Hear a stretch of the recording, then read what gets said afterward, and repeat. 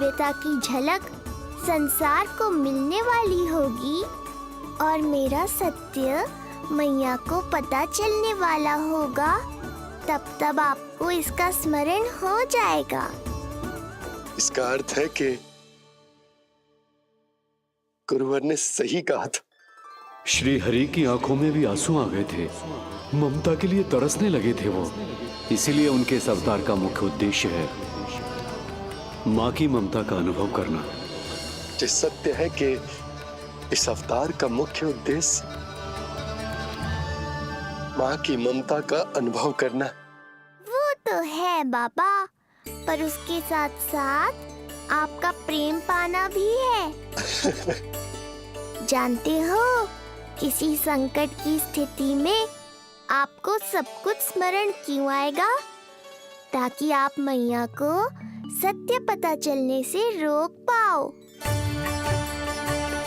बोलो बाबा, आप मेरी सहायता करोगे ना?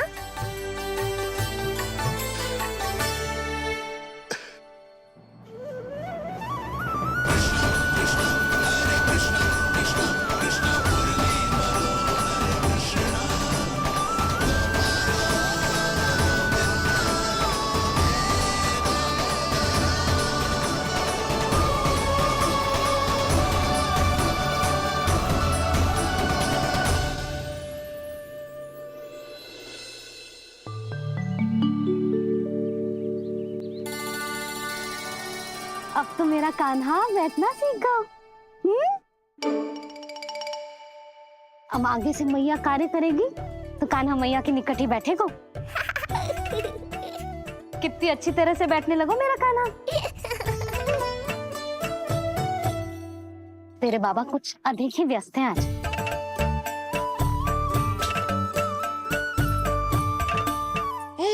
और अब आप भी व्यस्त हो गई, तो मेरे साथ खेलेगा कौन?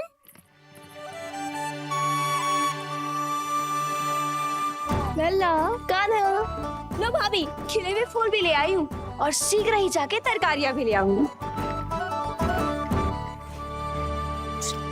अच्छा हुआ जानकी आ गई, अब यही खेलेगी मेरे साथ। अरे जे क्या, फिर से पानी निकाल रहे हो? बस बस कान्हा, अब खेल में मत लगा मुझे। बहुत सारे कार्य पड़े हैं करने को। ये भी कार्य करने चली गई, अब मैं क्या करूं?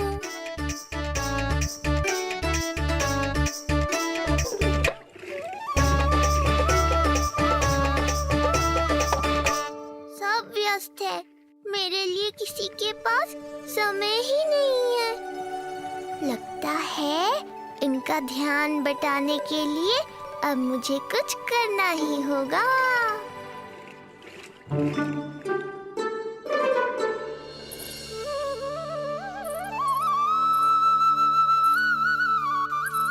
नंद जी,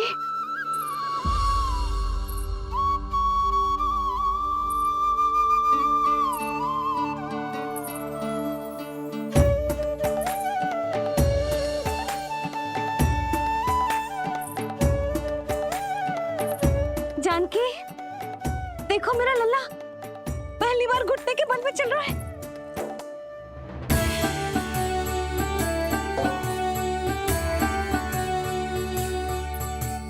बहुत बढ़िया कान्हा, बहुत बढ़िया।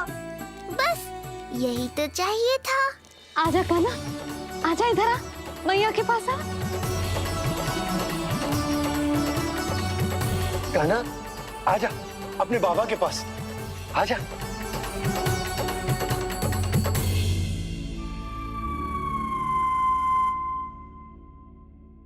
मैंने कहा था ना बाबा, शीघ्र ही आपको सांसारिक माया जकड़ लेगी और आप सब भूल जाओगे। देखा मेरे लल्ला को, अभी अभी तो इसने चलना सीखो है, पर अभी से इतना प्रवीण हो गए हो। आपका लल्ला, मेरा लल्ला मुझ पे गया है जी, इसीलिए तो इतनी शीघ्र इतना प्रवीण होगा, है ना लल्ला? आज लल्ला, आजा अपने बाबा के पास, आजा।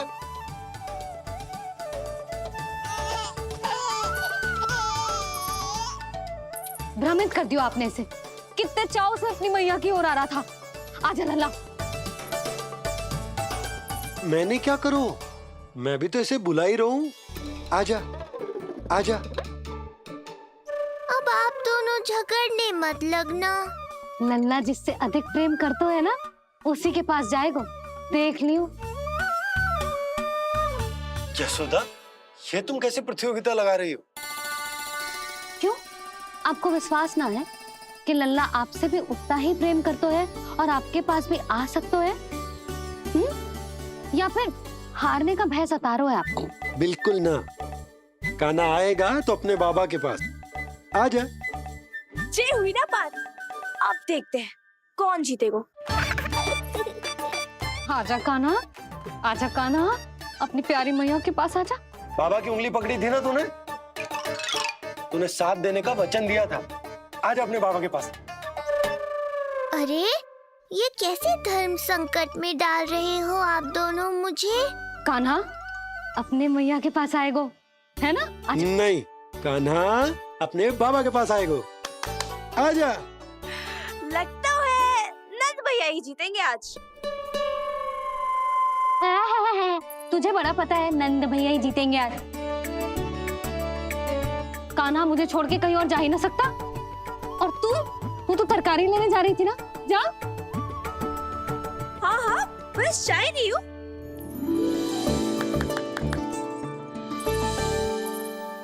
लल्ला देख, मेरे पास आएगो तो माखन मिलेगो, बहुत अच्छा माखन मिलेगो।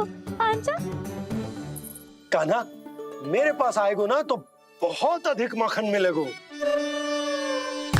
आजा, आजा, आजा।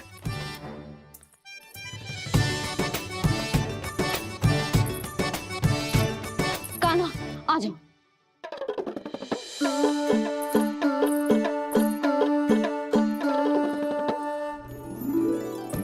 जानकी के पीछे जा रहा है। कहीं से जानकी से अधिक प्रेम तो ना होगा? ना लल्ला ना। क्यों रे लल्ला, जे करेगा तू मेरे साथ?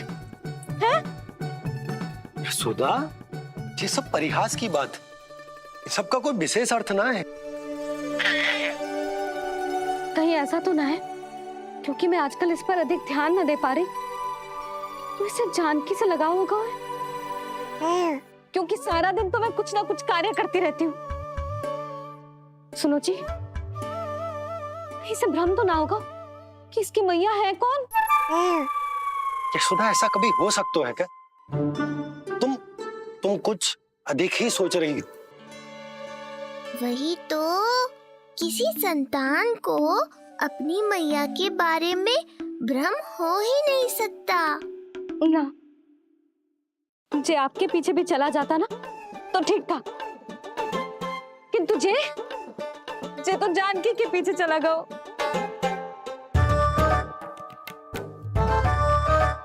आप मुस्कुरा क्यों रहे हो? हाँ बोलो ना, ये संभव है क्या? लो, तुम्हारी इस प्रतियोगिता के चक्कर में मैं तो भूल ही गया हूं कि उपनंद भैया को लेन देन बताना है। वो मेरी प्रतीक्षा कर रहे होंगे। मैं चलता हूँ। अरे किंतु मैंने जो पूछा वो तो बताया ही ना आपने। एक बार तुम्ही ने कही थी कि मैया अपने लल्ला के मन की बात उसके बिना कहीं जान लेती, तो पूछ लो अपने कान्हा से।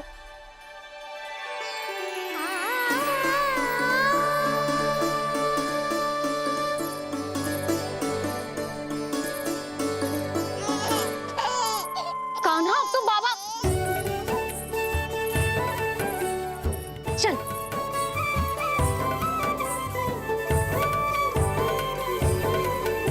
ना ना लल्ला, कछु और ना। बाबा से प्रेम है, जानकी से प्रेम है, बस अपनी मैया से ना है ना। अरे मैया, ऐसी बात थोड़ी ना है। 9 माह तक पेट में कौन पालती है? मैया। दूध कौन पिलाती है? मैया। देखभाल कौन करती है?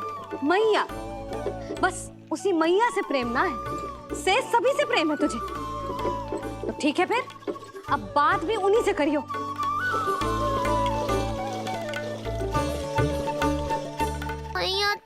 क्रोधित हो गई। मनाना पड़ेगा। ना, दोस्त मेरा ही है। मुझे किसी से कछु अपेक्षा ही ना करनी चाहिए।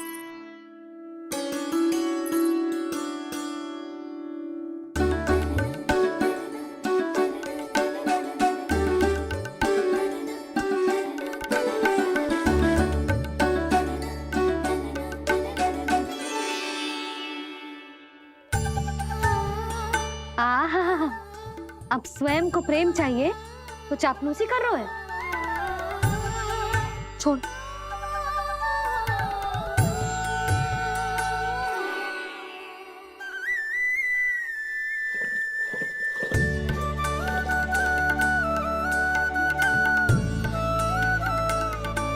ना, अब बिल्कुल ना आऊंगी तेरे झांसे में। तू और तेरे बाबा दोनों एक समान हैं। पहले क्रोधित करेंगे, फिर मनाने चले आएंगे। जब मैंने तुझे बुलाया था तो जानकी और बाबा की ओर चला गया। अब क्यों आ रहा है मेरे पास? जा, उन्हीं के पास जा।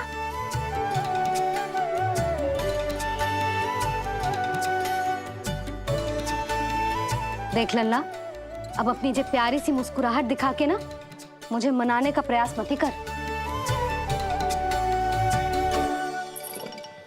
मैंने कान्हा कहाँ गया? कहाँ गया कान्हा?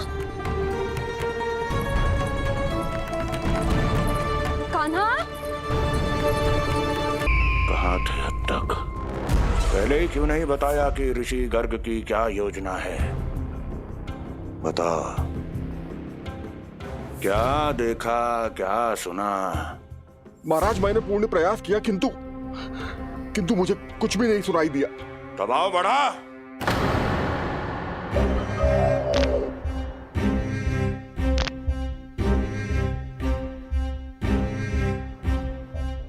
अब ये सुना या ये भी सुनाई नहीं दिया? महाराज, मुझे क्षमा करें महाराज, मैंने सुनने की बहुत चेष्टा की किंतु मुझे कुछ भी नहीं सुनाई दिया। महाराज, मेरा विश्वास करें।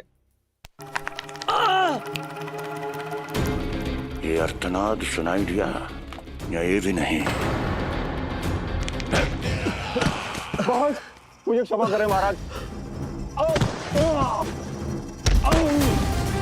उत्तर दो, अब सुनाई दिया? तो फिर वहां क्यों नहीं सुनाई दिया? मुझे क्षमा करें महाराज, आरंभ से अंत तक मैं वहीं था किंतु मैं कुछ भी नहीं सुन पाया महाराज, क्योंकि कारण नहीं, परिणाम चाहिए मुझे। परिणाम। लल्ला,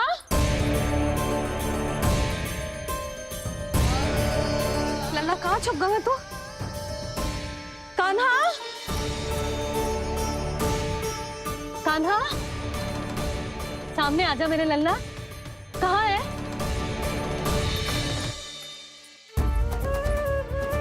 कान्हा, सामने आजा लल्ला।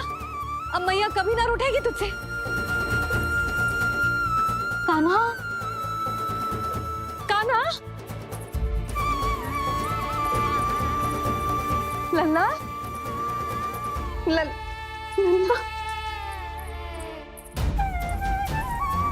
लल्ला देख सामने आ जा, नहीं तो तेरी मैया मर जाएगी। लल्ला, कान्हा, कान्हा न जाने कहाँ चला गया है। अभी तो यही था, न जाने कहाँ चला गया है। तो उसकी पायल है, कहीं बाहर तो ना चला गया कोई मेरे लल्ला को? यशोदा, कोई ना लेगा होगा लल्ला को, और वो स्वयं भी कहीं ना जाएगा, यहीं कहीं होगा। आप इतने शांत कैसे हो? आपको कुछ पता है क्या? ये क्या है? एक पायल अभी भी उसके पैर में है, और है तो अपनी मैया का ही लल्ला। एक जगह टिकेगा ना वो, इसीलिए कह रहा हूँ कि मैं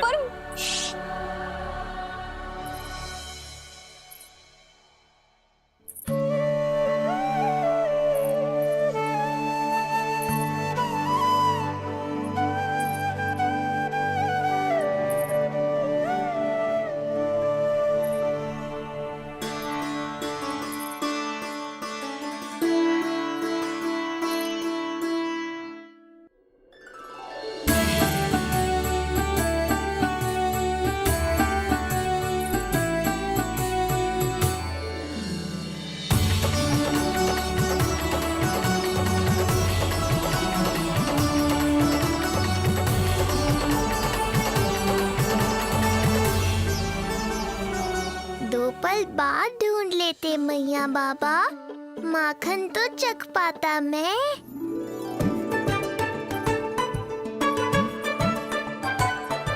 ये क्या क्या कर रहे है तू?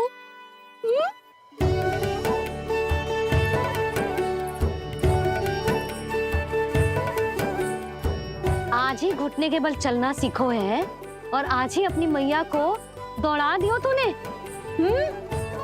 ये जो छोटी छोटी पैया है ना, इनमें पायल ना बेड़ियां पहनाऊंगी मैं।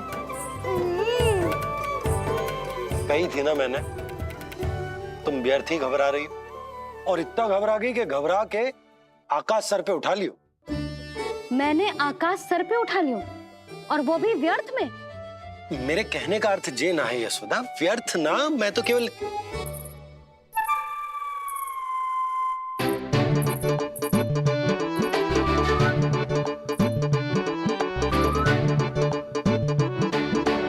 इसका अर्थ ये है कि कान्हा जानकी के पीछे ना जा रहा था।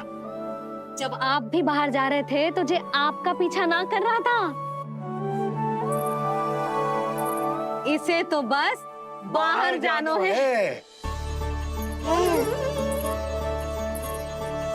क्या चल रहा है? हाँ, चल चल अंदर चल। बाहर जानो है। अभी अभी घुटने के बल चलना सीखो है और अभी से बाहर जाना है? असंभव। क्यों? क्यों का क्या मतलब? इतने छोटे से बालक को कोई बाहर ले जाता है क्या? हाँ यशोदा, यदि ये बाहर ना जाएगो तो संसार के बारे में समझेगो कैसे? सुनो, इसका निष्क्रमण संस्कार भी आज ही करा देते, सीधा इसे मंदिर लेकर जाते। ना ना, इतनी शीघ्रता की कोई आवश्यकता ना है। जे देखो देखो बाहर कितनी धूप है। धूप कहाँ है यशोदा? बादल हैं बाहर तो। हाँ तो वर्षा हो गई तो मेरा कान्हा भीग जाएगा, उसका स्वास्थ्य बिगड़ जाएगा ना। बहाने क्यों बना रही हो यशोदा? तुम भी जानती हो कि ये वर्षा वाले बादल ना है, और कब तक इसे भीतर रखोगी? तुम भी इसके साथ वही कर रही हो जो रोहिणी भाभी ने इसके बलदाऊ के साथ किया। मैया मान जाओ ना। और उस दिन तो तुम रोहिणी भाभी को इतना अच्छे से समझा रही थी, आज तुम्हें क्या होगा? अभी तो इसने घुटने के बल चलना सीखो है यशोदा।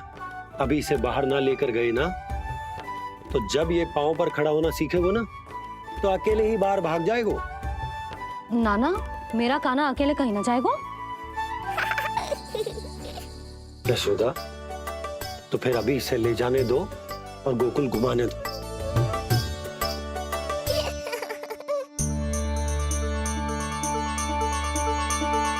देखा लल्ला, आज्ञा मिल गई। अब आज पहली बार लल्ला और बाबा बाहर जाएंगे घूमने के लिए। चल, आज बाबा और लल्ला पहली बार बाहर जाएंगे। हाँ, चलो। रुको, आपको क्या लगा था कि मैं लल्ला को अकेले छोड़ दूंगी? जहां जहां कान्हा जाएगा वहां वहां उसकी मैया भी जाएगी। कभी तो नंद और नंद लाला को एक साथ समय बिताने दिया करो। कुछ कही आपने? नहीं। तो बस फिर गौशाला से आरंभ करेंगे, फिर गांव घुमा के मंदिर ले जाएंगे इसे। मैं एक्शन में आई। देखा, अभी तो तेरी मैया मंदिर भी जाने को तैयार ना थी, और अब तुझे पूरा गांव घुमाने के लिए तैयार हो गई। इससे पहले कि इनके मस्तिष्क में कोई नया विचार आ जाए, यहाँ से चले चलो बाबा, शीघ्र चलो। दया कीजिए, दया निदान, क्षमा कर दीजिए। कितनी बार तुझे गर्ग ऋषि के आश्रम भेजा, तू वहाँ कुछ नहीं सुन पाया। गर्ग ऋषि यहाँ आया, तू यहाँ कुछ नहीं सुन पाया। जब तू कोई कार्य करने योग्य ही नहीं, तो फिर तेरा क्या? स्मरण करें महाराज, स्मरण करें कि आपको भी एक नाम बार बार सुनाई देता था। आप अपने कानों पे हाथ रख के यहाँ वहाँ घूम रहे थे, छटपटा रहे थे। किंतु हम में से किसी को भी उसका स्वर नहीं सुनाई दे रहा था। महाराज स्मरण कीजिए। कृष्ण कृष्ण कृष्ण कृष्ण कृष्ण। जैसे उस बालक के जन्म के समय आपके कानों में ध्वनियां गूंज रही थी।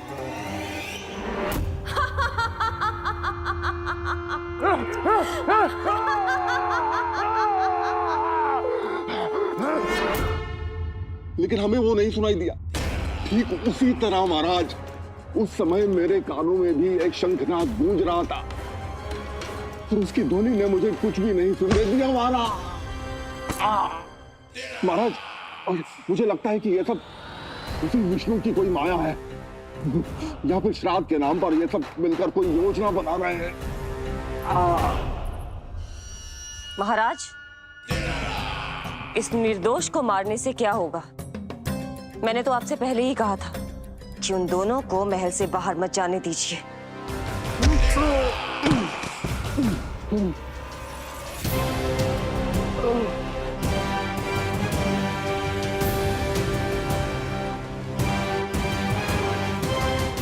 सही कह रही हो तुम। इसको मार के क्या होगा?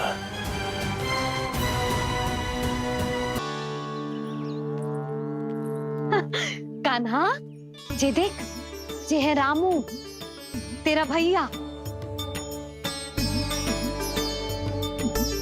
और जे है सबला, तेरी मौसी।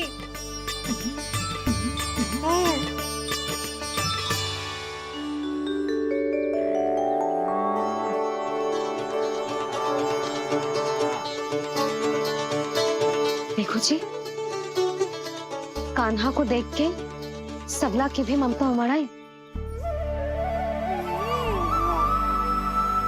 सुनो, पूरा गांव घुमानो है, उसके पहले ही मेरे कान्हा की बुरी दृष्टि उतार लेते हैं, नहीं? अच्छा। हे गौ माता, आज तुम्हारा भतीजा पहली बार घर से बाहर निकल रहा है, इसे सबकी बुरी दृष्टि से बचाइयो।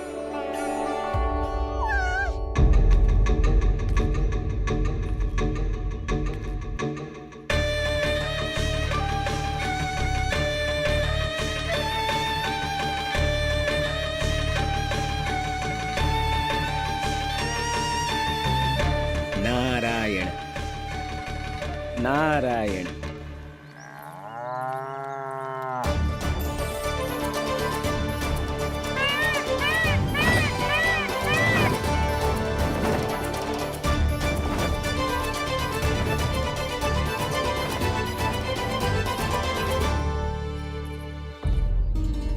देखा प्रभु, लोग आपके चपलासुर का कितना सम्मान करते हैं, पर आपके दरबार में मुझे आपका चापलूस कह के ही पुकारते हैं प्रभु कंस। पर अब ये सब बदल जाएगा। अब लोग मुझे प्रभु कंस का चापलूस नहीं, विशेष विश्वास पात्र कहकर बुलाएंगे। ये नया सिंहासन उसके लिए है जो मेरा विश्वास पात्र बनेगा, मेरे दाहिने हाथ की तरह। इसीलिए तो यहाँ आया हूं मैं, ये देखने कि प्रभु कंस का कार्य करने के लिए सब लोग इतना हिचक क्यों रहे हैं। ऐसा क्या है उस बालक में?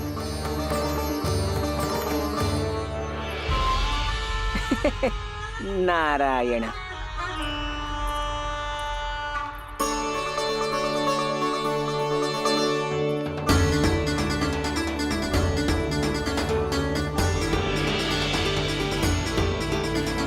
नन्ना, जे देख, जे है तेरी प्रभावती मौसी का घर।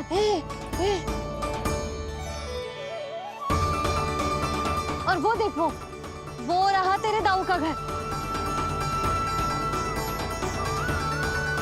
देख क्या रोए, तेरे दाऊ भी चल रहे हैं हमारे साथ।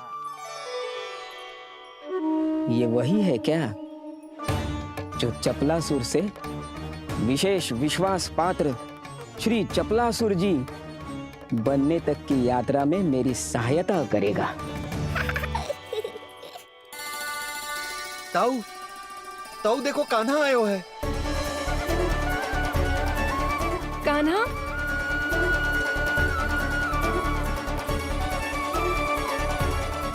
से बाहर आकर तो और भी निखर गए हो गोकुल का राजकुमार। हाँ, अपना पहला गांव दर्शन में बड़ा आनंद ले रहा हूँ लल्ला। सच्ची कहीं भोला भाई, आज कछु अधिक ही प्यारा लग रही है जे। जी क्या भीड़ लगा रखी है तुम सबने? हाँ जी मेरा लल्ला है, कोई दिखावट की वस्तु थोड़ी ना है। सब फेर के खड़े हो गए। यशोदा जी देखो रोहिणी जीजी भी आ गई। चलो सब सीधे मंदिर चलते हैं। हाँ चल। ताऊ, बड़े होने के नाते आपको मुझे घुमाना चाहिए, पर ध्यान रखना आज आपको मैं ले जा रहा हूँ मंदिर।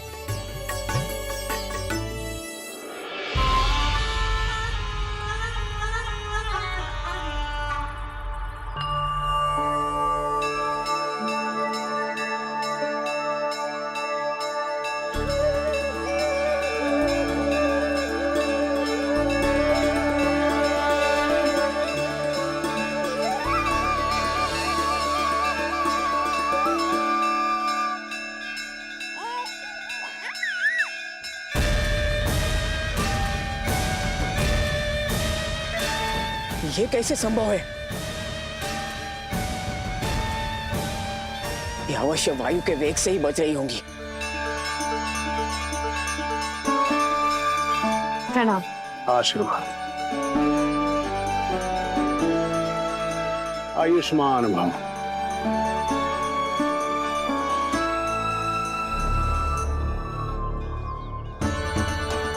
अरे जशोदा जी, कान्हा को पहली बार मंदिर लेके आई हो ना? बहुत ही अच्छे समय पे आई हो। देसी घी का हलवा बनाया मैंने प्रसाद में। इतनी अच्छी सुगंध, हलवा तो स्वादिष्ट लग रहा है। चलो, कुछ तो अच्छा किया सुलक्षणा चाची ने।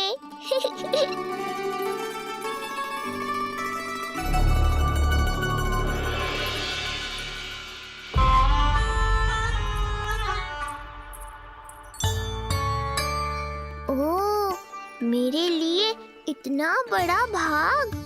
पता नहीं था कि इनका हृदय इतना बड़ा है। सबको प्रसाद दे दियो, अब स्वयं भी तो खाना चाहिए। अरे चाची, पहले मुझे तो खिला देती।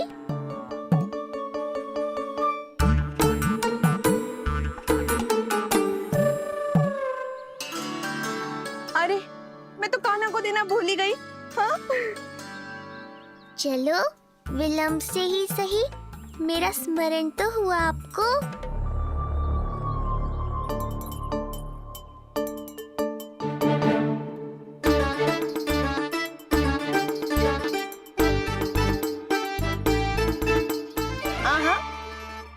अभी नहीं खाना, तनिक बड़ा हो जाना, फिर खाना जितनी इच्छा हो।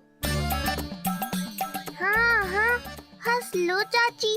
आपने नहीं दिया तो क्या हुआ, मेरे बाबा अवश्य देंगे, देख लेना। बाबा, मुझे क्यों नहीं खिलाया आपने? दाऊ, मैं आपको घुमाने लाया, कम से कम आपको तो अपने छोटे भाई का स्मरण रखना चाहिए। मेरी मैया मुझे अवश्य खिलाएंगी। देखो जी, इसका भी मन कर रहा है खाने का। मैया है ना, तेरी मैया ने अपने कान्हा के लिए पहले से ही बचा लिया था। ठहरिए रानी जी। पहली बार कुछ खाने को मिल रहा था पंडित जी, रोक क्यों दिया? अभी बालक का अन्नप्राशन नहीं हुआ है।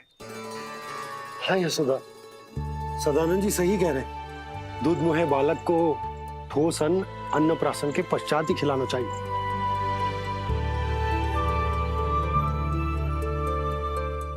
ना लल्ला, तो बस अन्नप्राशन तक रुक जा, उसके बाद तू जो कहेगो ना, तेरी मैया खिलाएगी तुझे।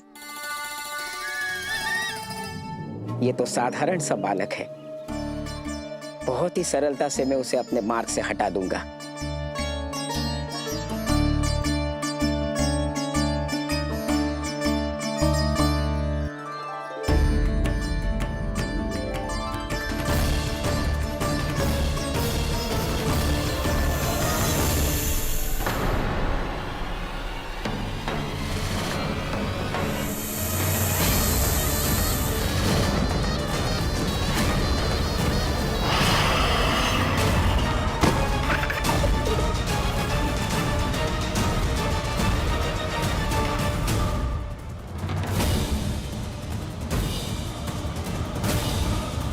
क्या था? मेरे दाऊ शेषनाग के अवतार हैं चपलासुर। इनके रहते तुम मुझे हानि पहुंचाने का विचार भी मन में लाओगे तो ऐसा ही होगा तुम्हारे साथ।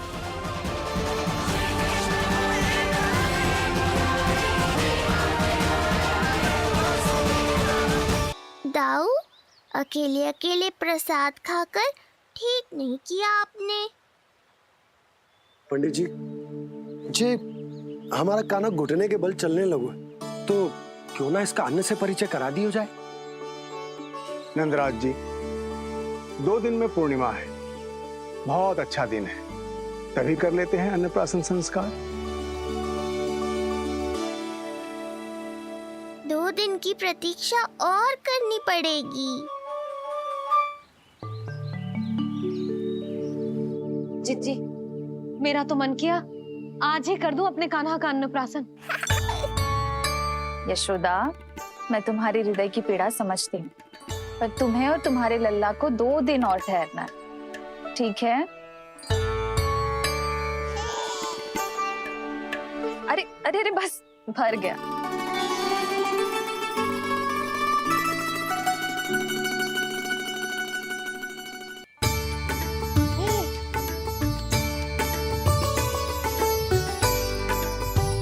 लो जिज्जी।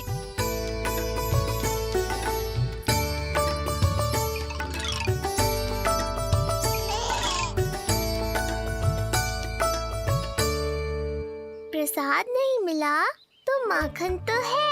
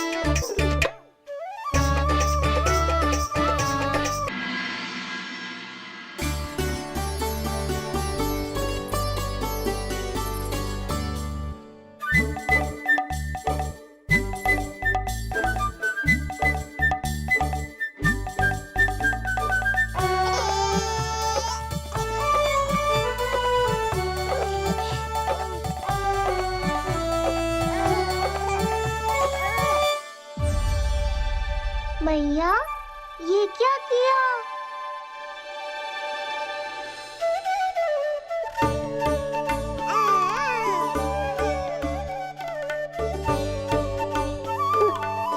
लगता है इसे माखन से अधिक ही प्रेम हो गया है।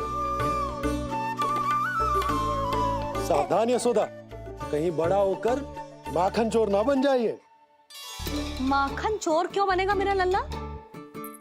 माखन की कोई कमी है क्या हमारे घर में? जितना माखन चाहिए उतना माखन खिलाऊंगी मैं अपने लल्ला को। पर मैया, अभी तो थोड़ा सा भी नहीं चखा रही हो। ये ले। लो, ये भी दाऊ को दे दिया। सुबह तो बोल रही थी कि मैं आपको प्रेम नहीं करता, उल्टा आप अपना सारा प्रेम बलदाऊ पर लुटा रही हो।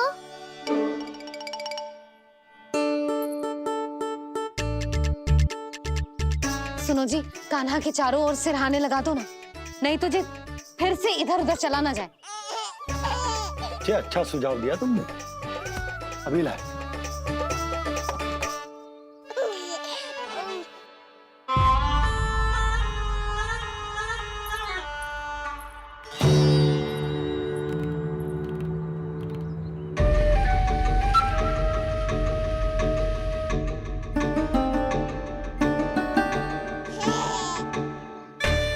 इस बालक का वध करके जब मैं मथुरा वापस लौटूंगा तो प्रभु कंस मुझे अपना विशेष विश्वास पात्र तो बनाएंगे ही, पर क्या पता प्रधानमंत्री भी बना दे। देवकी और वसुदेव अभी कहाँ हैं? अपनी संतानों के श्राद्ध के लिए ऋषि गर्ग के आश्रम जा रहे हैं। अब आप क्या करने वाले हैं महाराज? एक बार तो मैंने उन्हें प्राण दान दे दिया। बधाई हो कुंवर जी। अपनी पत्नी के प्राण बचाने में आप सफल हुए। दूसरी बार मैं उन्हें दंड देने निकला तो तुमने मुझे रोक दिया। बुद्धि बल का प्रयोग कीजिए स्वामी, शारीरिक बल की आवश्यकता नहीं। किंतु एक ही भूल को बार बार नहीं दोहराएगा कंस। मथुरा नरेश कंस के इस महल से वसुदेव और देवकी जीवित बाहर नहीं निकलेंगे, केवल उनके शव। कंस मामा, आप उनको छू भी नहीं सकते।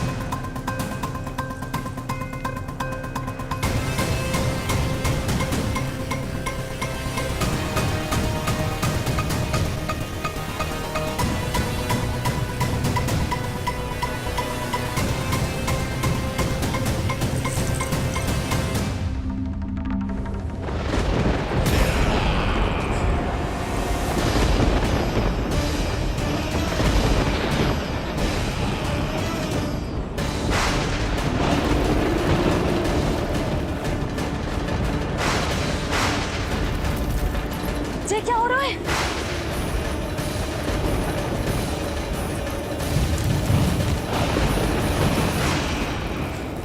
ये क्या हो रहा है?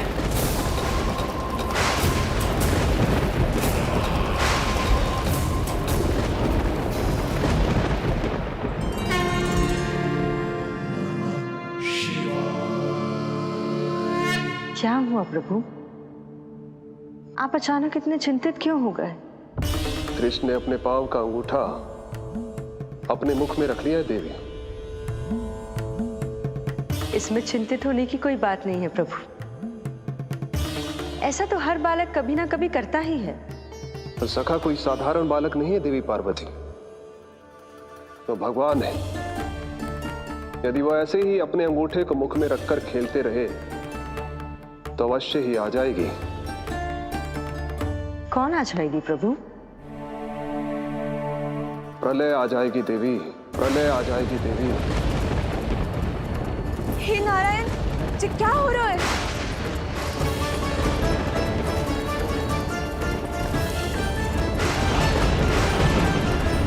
जी ऐसे लग रहा है जैसे दिन में ही रात्रि के समान अंधेरा छा गया हो। लगता है बहुत बड़ी आंधी आने वाली है।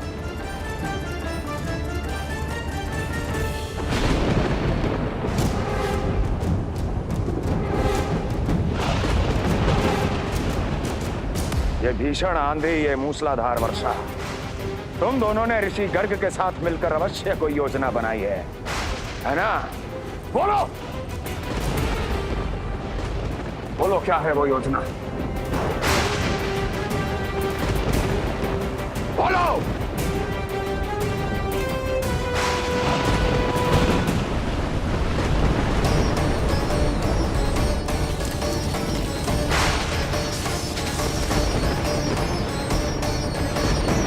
लगता है प्रकृति क्रोध में।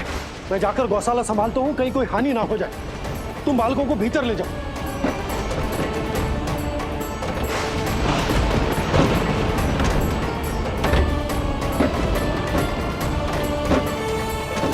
जीजी, द्वार और झरोखे बंद करते हैं। हाँ,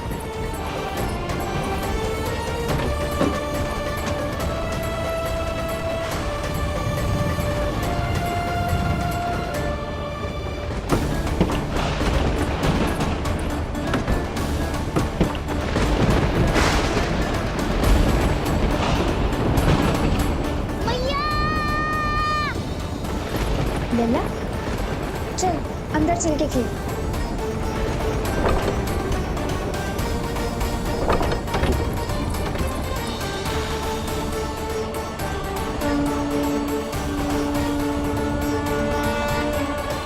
आपके सखा तो ध्यान निद्रा में चले गए हैं प्रभु।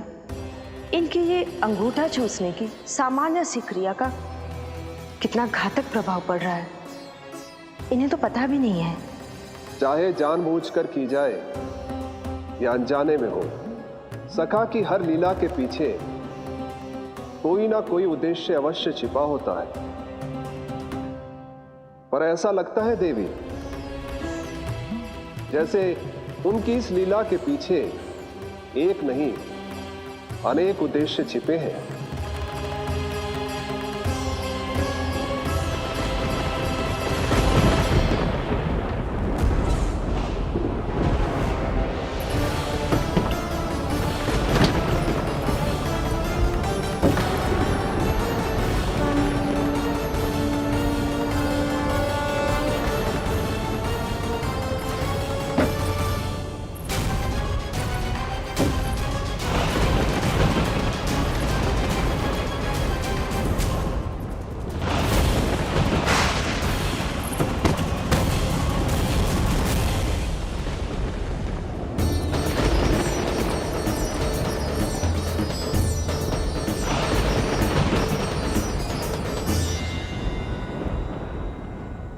देख रही हो जीजी, प्रसाद ना मिली खाने को, तुझे पाँव का अंगूठा ही चूसने लग गयो। कान्हा, ये क्या कर रहे हो है? अंगूठा मुंह से निकाल दे लल्ला। अच्छी बात ना है कान्हा। देख कान्हा, तू नींद में है, इसका अर्थ ये ना है कि मैया तुझे अंगूठा चूसने देगी। निकाल अंगूठा मुंह से। आज तो बड़ी शीघ्र इतनी गहरी निद्रा में सो गए हो तुम।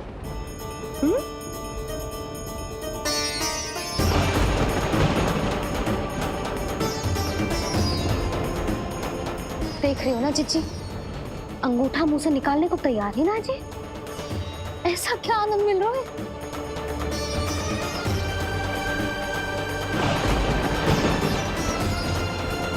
अधिक बल भी ना लगा सकती, अत्यधिक नींद में है, कहीं इसकी आंख ना खुल जाए। रानी भाभी, लगता है तीव्र वर्षा होने वाली है। मैं और भोला भैया के साथ अगले निकल रहे हैं। हो सकता है उन्हें हमारी आवश्यकता हो। हाँ हाँ, चलो बोला। चिच्ची, तीव्र वर्षा आरंभ होने से पहले आप और बड़गांव निकल जाओ। ठीक है, किंतु तुम भी सतर्क रहना। हाँ, आप भी ध्यान से जाओ।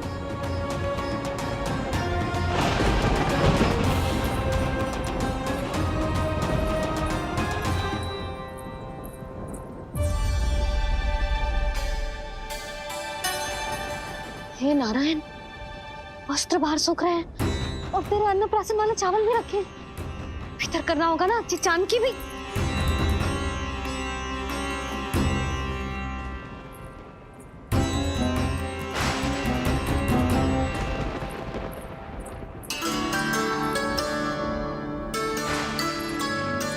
लल्ला, वैसे जी बहुत बुरी बात है। अंगूठा मुंह से बाहर निकाल।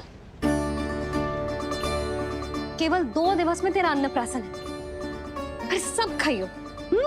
तनिक धैर्य रख। गुड़ तो प्रभु, स्वयं कृष्ण की मैया इनका अंगूठा नहीं निकाल पाई, तो अब और कौन निकालेगा? कैसे रुकेगी ये प्रलय? इसका एक ही अर्थ है देवी,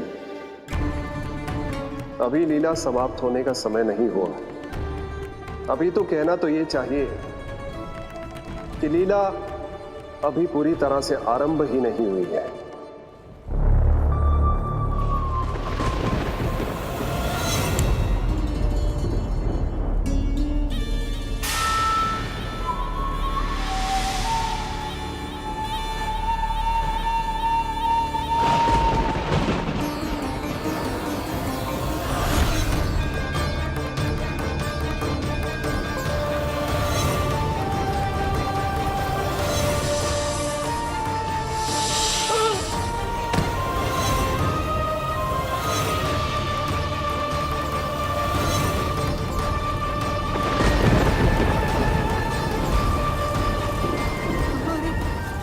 कंस ने प्रलय बुला ली, कंस ने प्रलय बुला ली।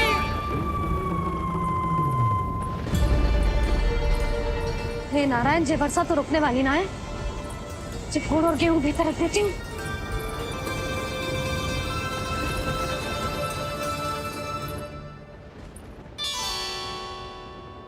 जे देख रहे हो गुड़, जे तेरे अन्नप्राशन के पकवानों के लिए ही है। कैसे कैसे करके बचा के लाई हूँ, कुछ पता भी है तुझे? और तू है कि जे अंगूठा ही चूसे जा रहा है। हाँ नहीं तो। किंतु आज प्रलय भी आ जाए तो कंस की तलवार का वार रोकने में असमर्थ होगी। कंस के साथ विश्वासघात किया है, दंड तो मिलेगा। महाराज, वायुमंडल में अचानक आए इस परिवर्तन का हमसे कोई लेना देना नहीं है। हम तो बस अपनी संतानों के श्राद्ध के लिए जा रहे थे। मूर्ख हूं मैं, मूर्ख हूं मैं। कंस एक मूर्ख है, मूर्ख हूं मैं। अब अच्छी तरह जानता हूं मैं, श्राद्ध केवल एक बहाना है। किंतु सत्य यह है कि तुम और वो ऋषि गर्ग मिलकर मेरे विरुद्ध एक षड्यंत्र रच रहे हो, और ये तुम्हारी योजना है। भैया, ये आप क्या कह रहे हैं? कैसा षड्यंत्र, कैसी योजना? हम तो केवल श्राद्ध के लिए गए थे। बहुत अवसर दिए मैंने तुम दोनों को, किंतु तुमने बार बार बार बार बार बार मुझे मूर्ख बनाया। इसलिए अब मैं अवसर दूंगा अपनी इस तलवार को।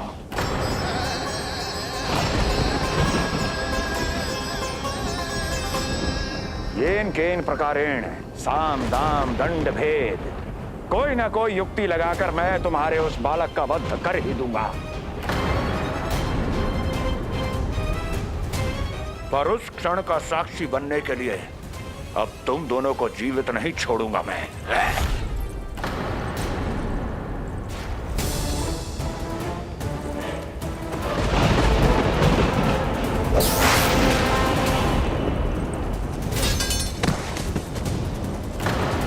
स्वामी,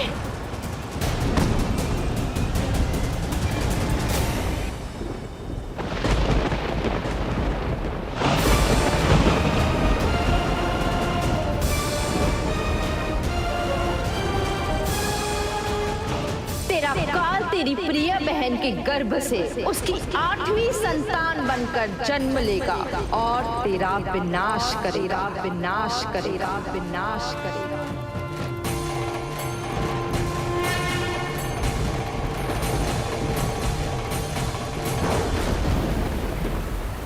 प्रलय आने वाली है, प्रलय आने वाली है, प्रलय आने वाली है।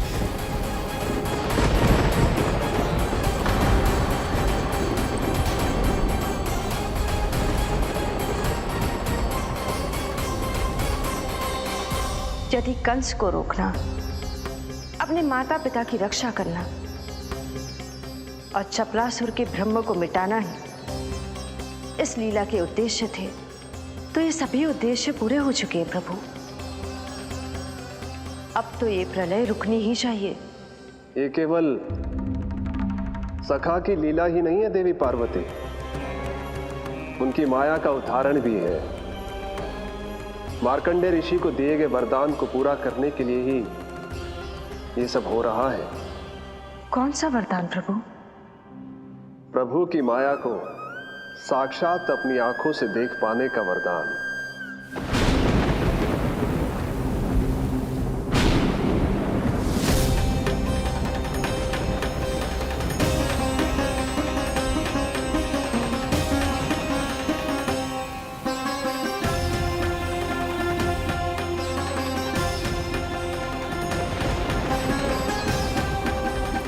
हे नारायण, क्या ये प्रलय है? क्या संसार समाप्त हो रहा है? तो फिर मुझे मिले इस जीवन का क्या अर्थ है?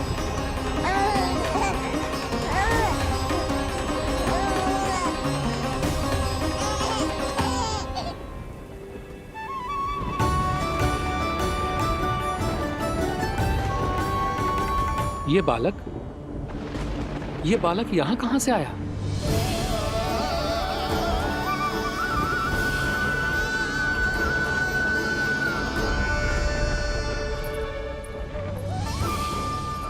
सोते हुए कितना निर्दोष लगता है जी।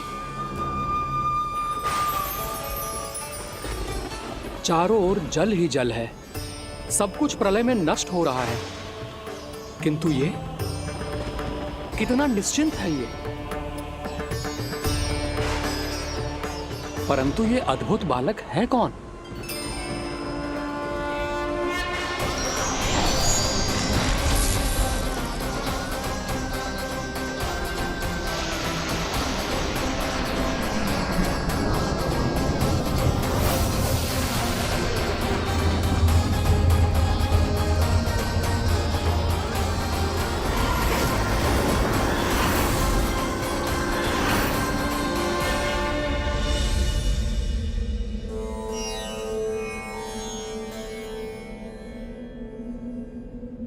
जिन घने काले बादलों ने आकाश को घेरा हुआ था, कहां गए वो? यहां तो प्रलय का कोई चिन्ह ही नहीं है।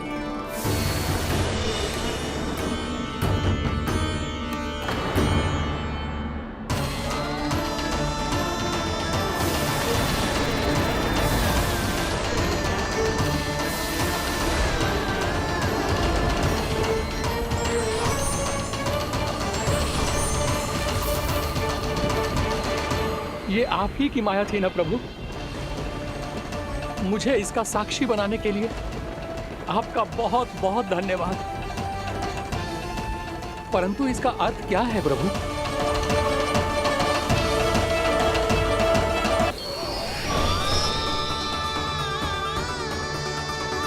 प्रभु,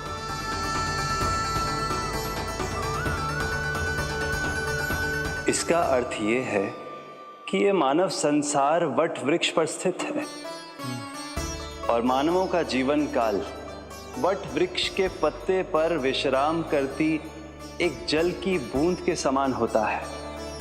वो बूंद जो किसी भी क्षण नीचे गिर सकती है। आपने तो स्वयं देखा है महर्षि, ये संपूर्ण जगत, ये महाब्रह्मांड मेरे ही भीतर स्थित है। ये उदाहरण है इस बात का कि जो दिखता है उसके कई स्वरूप होते हैं। जो आज आप देख रहे हैं वो पहले भी हो चुका है और आगे भी होगा। सब कुछ एक माया है। प्रलय का होना, जीवन का होना, दुख, सुख, सब एक भ्रम है। ठीक उसी प्रकार जिस प्रकार एक जलाशय में दिखने वाला प्रतिबिंब आपकी वास्तविकता नहीं बल्कि एक भ्रम होता है। इसलिए मनुष्य को सदैव ध्यान रखना चाहिए कि जीवन में कोई भी संकट क्यों ना आए, वो इस प्रलय की तरह केवल एक भ्रम ही होता है। ऐसे समय में जो संकट के सामने झुक जाते हैं या अधर्म का साथ देते हैं, वह स्वयं को उस भ्रम रूपी प्रलय में डुबोकर नष्ट कर लेते हैं।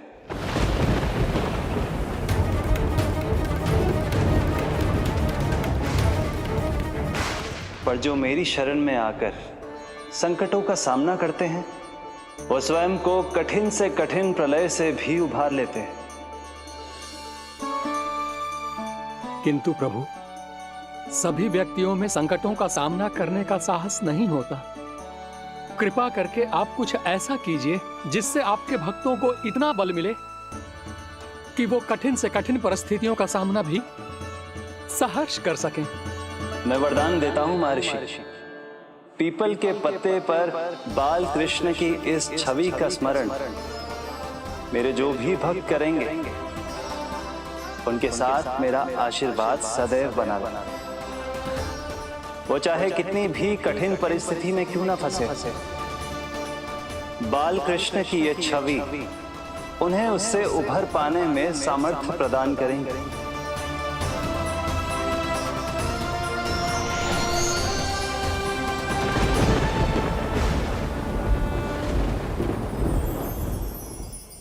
अद्भुत। तो ये कोई साधारण लीला या भ्रम नहीं था, मानव मात्र को नारायण से मिला वरदान था ये। पर अब क्या होगा प्रभु? कैसे रुकेगी ये प्रलय?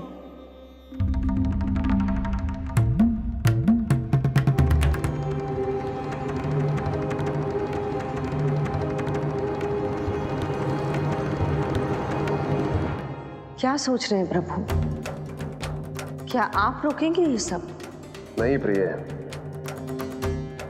ये कृष्ण की माया है, वही इसे रोक सकते हैं। पर मैं अपने सखा से भेंट करने अवश्य जाऊंगा।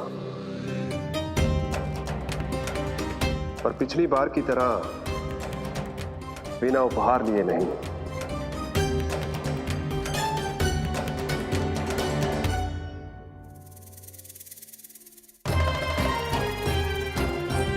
उपहार?